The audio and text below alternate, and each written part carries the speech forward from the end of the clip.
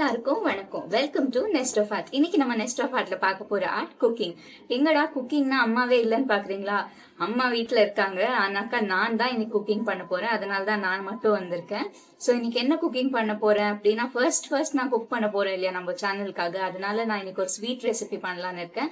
அதுவும் காஜு கட்லி இல்லைன்னா காஜு பர்ஃபி அதை தான் பண்ணலான்னு இருக்கேன். ஸோ இதை எப்படி பண்றதுன்னு பார்த்துட்டு நீங்களும் உங்க வீட்டுல ட்ரை பண்ணுங்க. மறக்காம அதுக்கு முன்னாடி நம்ம சேனலை சப்ஸ்கிரைப் பண்ணாம இருந்தா சப்ஸ்கிரைப் பண்ணிக்கோங்க. அந்த பெல் பட்டனையும் கிளிக் பண்ணிக்கோங்க. அப்பதான் நாங்க போஸ்ட் பண்ற எல்லா வீடியோஸோட நோட்டிபிகேஷன் உங்களுக்கு வரும். சரி வாங்க பார்க்கலாம்.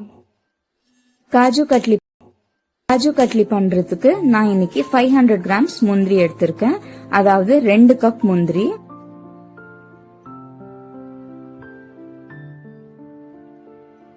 இப்போ இத நம்ம கிளீன் பண்ணிடலாம். கருப்பா இருக்கிற முந்திரிங்க எல்லாம் செப்பரேட்டா எடுத்து வச்சுட்டு கிளீனா இருக்கிற முந்திரிய மாத்திரம் நம்ம மிக்ஸி ஜார்ல ஆட் பண்ண போறோம்.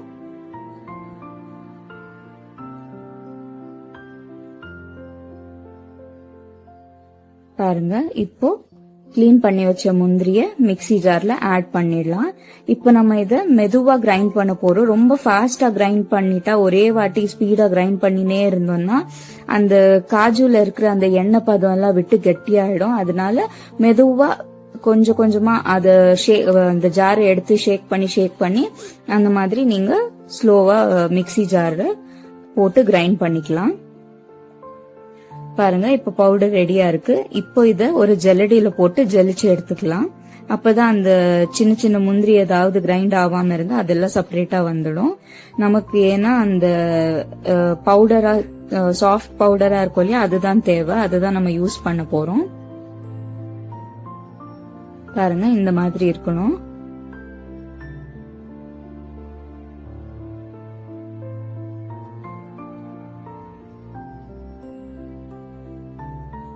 ஒரு ஸ்பூன் வச்சு கூட இப்படி மிக்ஸ் பண்ணா ஜலிச்சிடலாம்.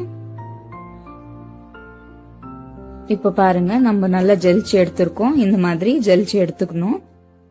இப்போ நம்ம காஜு பர்ஃபி பண்றதுக்கு ஒரு நல்ல கன்சிஸ்டன்சி தேவைன்றதுனால இதுல நம்ம மில்க் பவுடர் ஆட் பண்ண போறோம். எந்த பிராண்ட் மில்க் பவுடரா இருந்தாலும் பரவாயில்ல. நம்ம இப்போ இதுல மில்க் பவுடர் ஒரு 80 கிராம்ஸ், 500 கிராம்ஸ் முந்திரிக்கு 80 கிராம்ஸ் மில்க் பவுடர் ஆட் பண்ணி இத அந்த முந்திரியோட நல்லா மிக்ஸ் பண்ணிடலாம். கையிலேயே இது எல்லாத்தையும் நல்லா ஒன்னோட ஒண்ணு சேர்ந்த மாதிரி கிளீனா மிக்ஸ் பண்ணிக்கோங்க.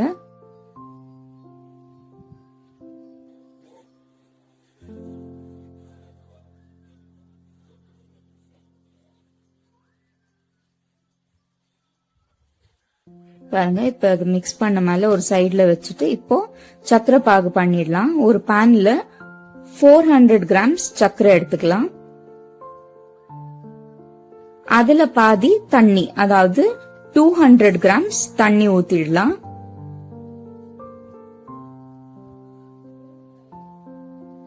$500 கிராம்ஸ் முந்திரிக்கு 80 கிராம்ஸ் பால் பவுடர், 400 கிராம்ஸ் சக்கரை, 200 கிராம்ஸ் தண்ணி. இதுதான் அளவு. இப்போ இதை நம்ம நல்லா மிக்ஸ் பண்ணி கொதிக்க விடலாம்.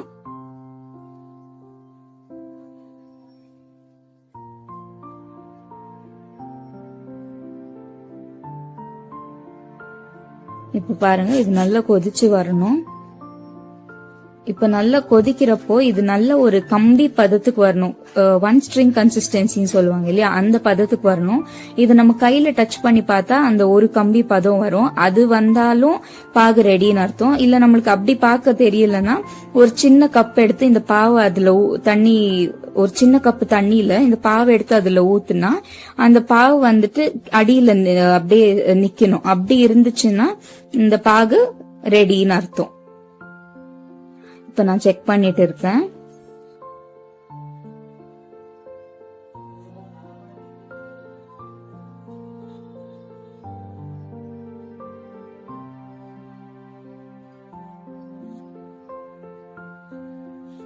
எங்களோட பாவு ஆல்மோஸ்ட் ரெடியா இருக்கு. இந்த டைம்ல நம்ம என்ன பண்ண போறோம்னா, அந்த பவுடர் பண்ணி வச்சோம் இல்லையா, முந்திரி அப்புறம் அந்த பால் பவுடர் எல்லாம் மிக்ஸ் பண்ணுமே, அந்த பவுடர் எடுத்து இப்போ இதுல கொஞ்சம் கொஞ்சமா சேர்த்து மிக்ஸ் பண்ண போறோம். பாருங்க, கொஞ்சம் கொஞ்சமா ஆட் பண்ணிட்டு இத நல்லா கலந்து விட்டுக்கோங்க. இது லெஃப்ட் அண்ட் ரைட் அப்படி மிக்ஸ் பண்ணீங்கன்னா கட்டி ஆகாம கிளீனா வரும். அதனால லெஃப்ட் அண்ட் ரைட் கிளீனா மிக்ஸ் பண்ணி விட்டுக்கோங்க. இத நல்லா கலந்து விட்டுடலாம்.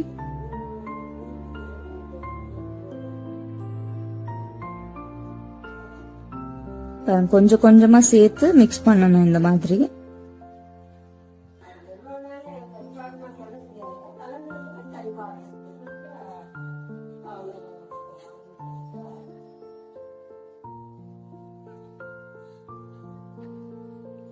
எல்லாத்தையும் சேர்த்துட்டோம். இத நல்லா மிக்ஸ் பண்ணி விட்டுடலாம். இது எவ்வளவு நேரம் இந்த மாதிரி மிக்ஸ் பண்ணணும் அப்படின்னா இது ஜஸ்ட் ஒரு 5-10 மினிட்ஸ் தான் ஆகும்.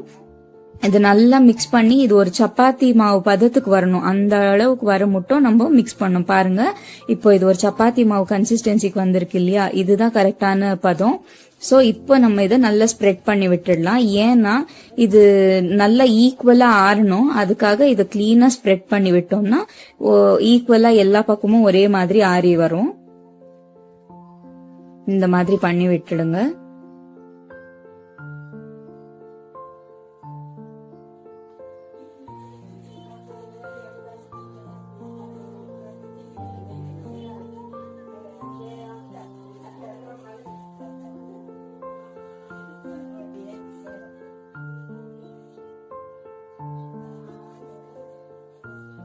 பாருங்க, இந்த மாதிரி வரணும்.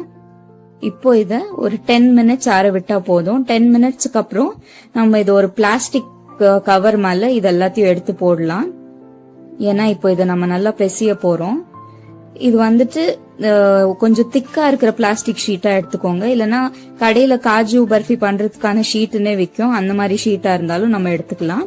சோ இப்போ இது எல்லாத்தையுமே நம்ம இந்த பேப்பர்ல எடுத்து போட்டுடலாம். போட்டுட்டு இப்போ இத நம்ம நல்லா சப்பாத்தி மாவு மாதிரி நல்லா போட்டு பிசைய போறோம்.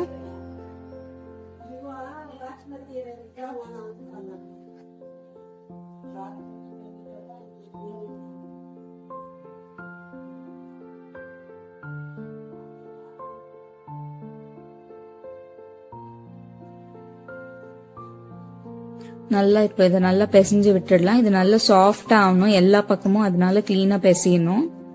இது பாக்குறதுக்கு தான் கொஞ்சம் கஷ்டமா தெரியும். ஆனா உண்மையிலேயே ரொம்பவே ஈஸி தான். நம்ம கரெக்டான அளவு போட்டு கிட்டவே நின்னு கிளீனா பண்ணோம்னா உண்மையிலேயே நம்மளும் இதை வீட்லயே ஈஸியா செஞ்சிடலாம். பாருங்க, இப்ப நல்லா பிசைஞ்சிட்டேன். ஒரு சப்பாத்தி கட்டை எடுத்து இப்ப நல்லா தரட்டி விட்டுக்கலாம். இப்ப இது தரட்டுறதுல சில பேருக்கு தின்னா இருந்தா பிடிக்கும், சில பேருக்கு திக்கா இருந்தா பிடிக்கும். சோ நம்மளுக்கு காஜு பர்ஃபி எந்த அளவுல இருந்தா பிடிக்குமோ அந்த அளவுக்கு நம்ம இதை கிளீனா தரட்டி விட்டுக்கலாம். பாருங்க, எல்லா பக்கமும் ஒரே ஈக்குவலா இது நல்லா தரட்டி விட்டுடுங்க. இப்போ இது மேல ஒரு சின்ன டீஸ்பூன் அளவுக்கு நெய் சேர்த்துடலாம். கொஞ்சமா போட்டா போதும், நிறைய தேவையில்லை. போட்டுட்டு இத மேல எல்லாம் நல்லா ஸ்ப்ரெட் பண்ணி விட்டுடுங்க.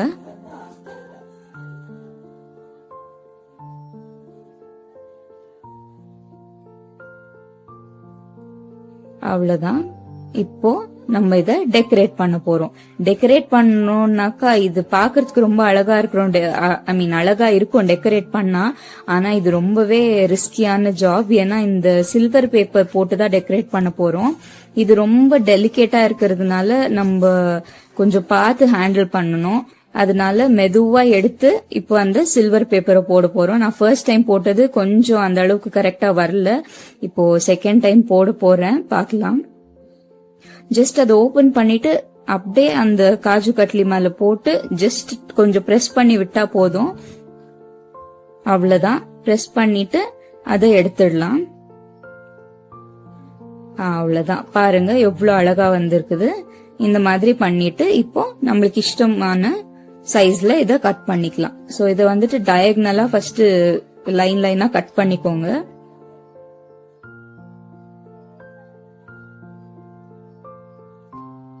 கட் பண்ணிட்டு இப்போ மறுபடியும் சைடா கட் பண்ணலாம். அப்போ நம்மளுக்கு அந்த சின்ன சின்ன டைமண்ட் ஷேப்பா வந்துடும். காஜு கட்லியோட ஸ்பெஷாலிட்டியே வந்துட்டு அந்த டைமண்ட் ஷேப்பும் அந்த சில்வர் பேப்பர் மேல போட்டிருப்பாங்களே அதுவும் தான். சோ நம்ம இது ரெண்டுமே கரெக்டா வந்திருக்கு. பாருங்க, நீங்களும் இதே மாதிரி கட் பண்ணுங்க.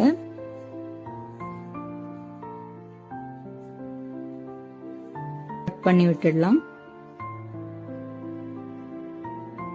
எல்லாம் ரெடியா இருக்கு. எவ்வளவு அழகா இருக்கு இல்ல பாக்குறதுக்கு. உண்மையிலேயே கடையில வாங்கின மாதிரி அந்த அளவுக்கு பாக்குறதுக்கும் சரி சாப்பிடுறதுக்கும் சரி நல்லாதான் இருந்துச்சு. இது எப்படி இருக்குதுன்னு நான் சாப்பிட்டு பார்த்துட்டும் சொல்றேன் உங்களுக்கு. பாருங்க எவ்வளவு அழகா டைமண்ட் ஷேப்ல ரொம்ப அழகா வந்திருக்கு.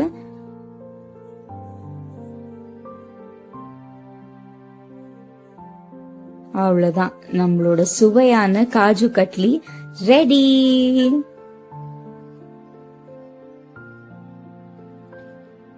எல்லாரும்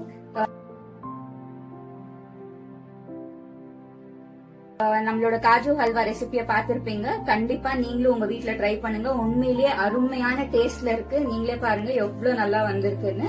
சோ இத வந்துட்டு நான் என்னோட அம்மா அப்பா கொடுக்கலான்னு இருக்கிறேன். அம்மாவை நீங்க ஆல்ரெடி பாத்திருக்கீங்க. இதுதான் என்னோட அப்பா. எல்லாரும் எங்க அப்பா வணக்கம்.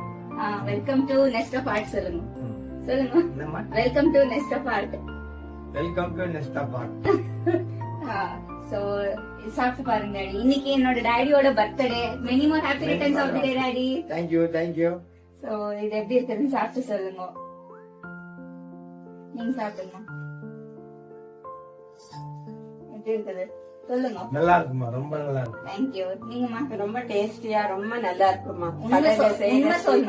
உண்மைதான். ரொம்ப டேஸ்டியா ரொம்ப அருமையா இருக்குமா. ஓகே, எல்லாரும் எங்க சேனல்ல பார்த்து சப்ஸ்கிரைப் சொல்லுங்க டாடி. எங்க சேனல் சப்ஸ்கிரைப் பண்ணுங்க. எங்களுடைய சேனலுக்கு சப்ஸ்கிரைப் பண்ணுங்க. ஓகே, எங்களோட சேனலுக்கு மறக்காம சப்ஸ்கிரைப் பண்ணுங்க. இன்னொரு வீடியோல இன்னொரு ஆர்ட்ல உங்க எல்லாரையும் சந்திக்கிறேன். Until then, stay with us in our next part. Bye bye. Bye bye.